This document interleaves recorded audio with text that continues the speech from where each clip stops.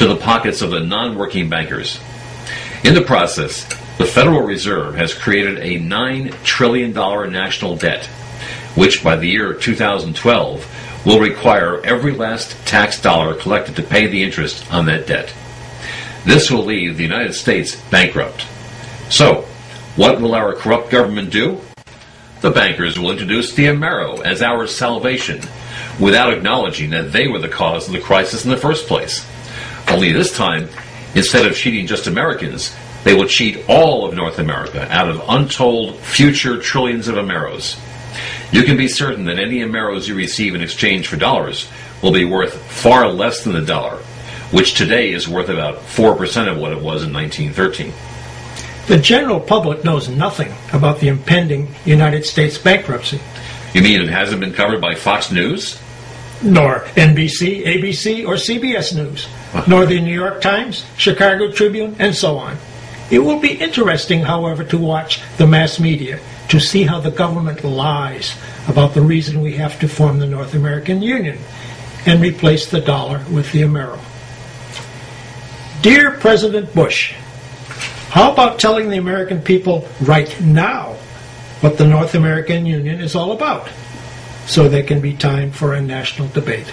Oh, that's exactly what he doesn't want, which is why the whole thing is being done in secret.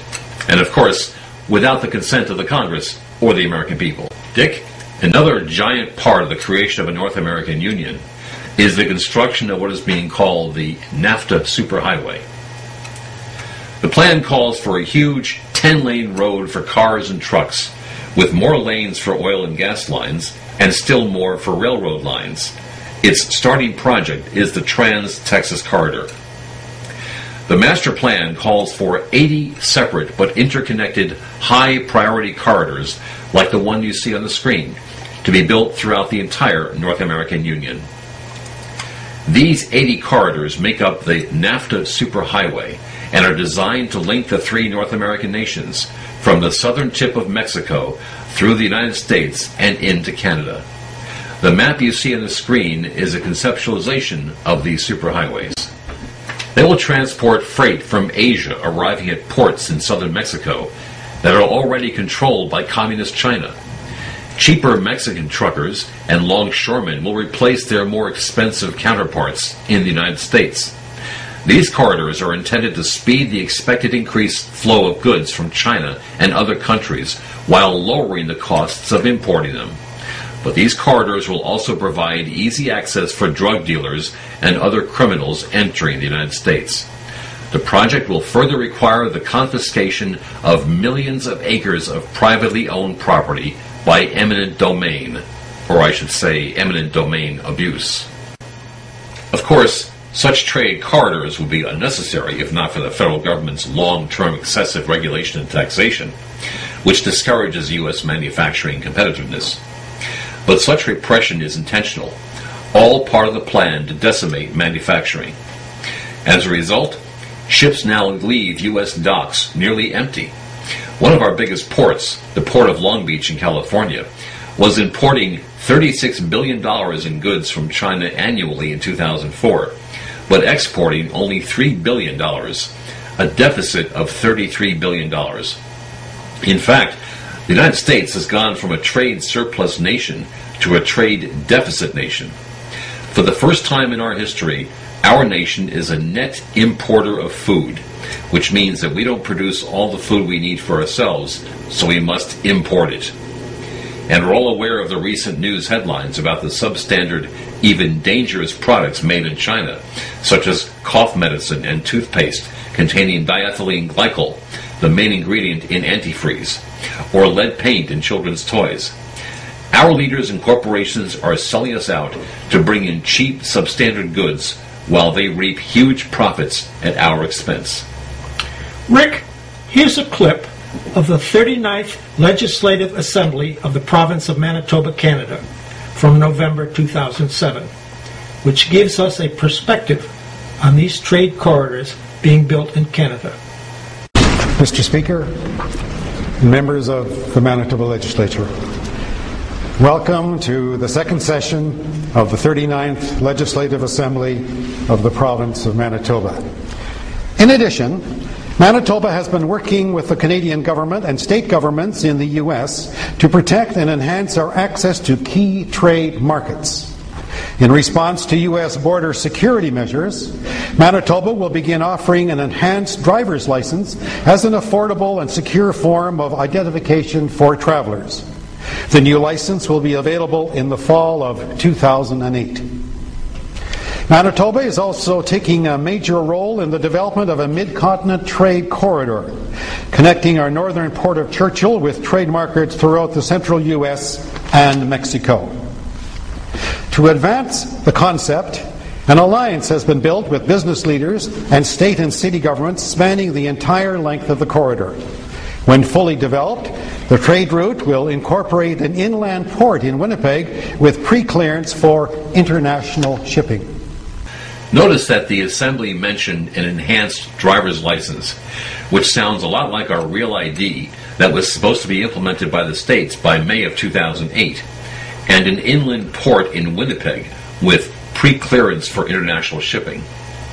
Well, part of this trade corridor highway plan is an agreement between the U.S. and Mexican governments to build a Mexican customs office at Smartport, an inland port facility in, of all places, Kansas City, Missouri. According to its proponents, this is a pilot project to allow freight moving southbound to Mexico to clear in Kansas City, seal the shipment on the truck, and enable border crossings to become seamless. Now, Dick, what does enabling border crossings to become seamless mean to you? That's easy. It means no borders. That's what it means to me, too. If seamless means no seam, and if a border is a seam, then seamless means no border. Imports are intended to be moving seamlessly as well. They will be inspected in the originating country, which for most goods means China and other third world countries. They will then be monitored electronically en route. They will be unloaded at Lazaro Cardenas in Mexico, then trucked right over the Texas-Mexico line on the Trans-Texas Highway to Smartport in Kansas City. These containers will move the entire way virtually unchecked until they get to the middle of the United States. Not only will there be a customs office in Kansas City, but the land on which it sits will be considered to be sovereign Mexican territory, Dick. Kansas City officials deny it, but WorldNet Daily has obtained documents showing that Smartport spent 2 years trying to get Mexico to agree to establish the customs office there. And a letter from the president of the KC Smartport saying that the Mexican customs office space would need to be designated as Mexican sovereign territory and meet certain requirements. Why is the Mexican customs port going to be in Kansas City? That's in the middle of the country, the heartland. Shouldn't it be on the Mexican-United States border? You're forgetting something, Dick. What's that? There will be no border. It'll all be one big happy North American Union. Do you mean that when Dorothy clicks her heels together to go home, she'll end up in Mexico?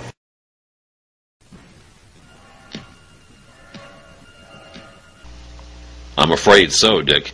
There is definitely a man behind the curtain whom we should be paying attention to.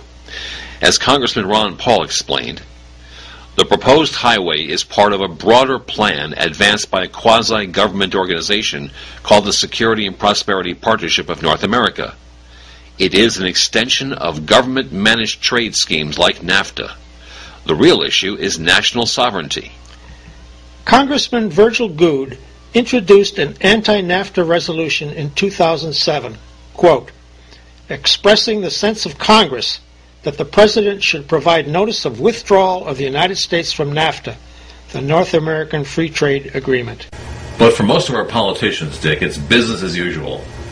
Former presidential candidate Rudy Giuliani, for example, seized upon the Trans-Texas NAFTA Superhighway as a U.S. Grade A prime chance to fatten his wallet. The law firm in which he is a senior partner is acting as the exclusive legal counsel to Sintra, the Spanish company that has been granted the right to build the highway. One should question not only why Mr. Giuliani's involvement in the NAFTA Superhighway has never been publicly addressed, but why a foreign company was awarded the building of a mass highway system for the first time in U.S. history, and why it was negotiated by the law firm of a Republican candidate running for the President of the United States. The Wikipedia entry for Sintra